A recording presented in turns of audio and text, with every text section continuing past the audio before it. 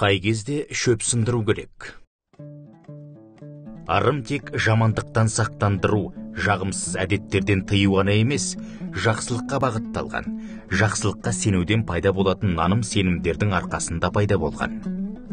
Дегенмен наным сенімнің ырымның арғы жағында белгілі бір тәрбиелік мәнде болады.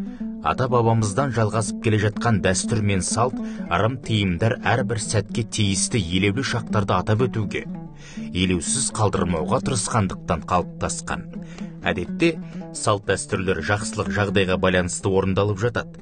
Соның ішінде көңіл қуантарлық істің барлығы да тойға ұласып, ырымдар жасалынады. Соның бірі шөп сындыру ырымы.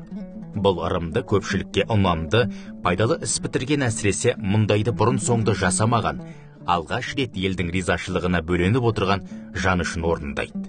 Сізде талай рет естіген боларсыз. Әлдекімнің немесе өзіңіздің өзгені сүйсіндірерліктей іс тындырғандарыңызда шөп сындыру керек, шөп сындырмаса болмайды деген сөздерді.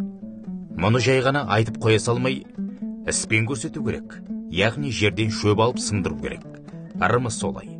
Мысалы, сараң адам жомарттық танытқан кезде, қорқақ адам батылдық жасағанда немесе жұрт өзінен күтпеген жерден жақсы істер жасаса, міндетті түрде шөпті сындыру керек. Бұл көз, тіл тимесін деген жақсы ниеттен туындаған. Алайда шөп басын сындырмайды деген тіркеске мұның ешқандай қатысы жоқ. Себебі шөп басын сындырмау деген жалқау, еріншек, қолынан іс келмейтін адамға теліп айтылатын теңеу. Шөп сындыратын жақсы істеріңіз көбейсін. Мәлімет Ернұр.kz сайтынан алынды.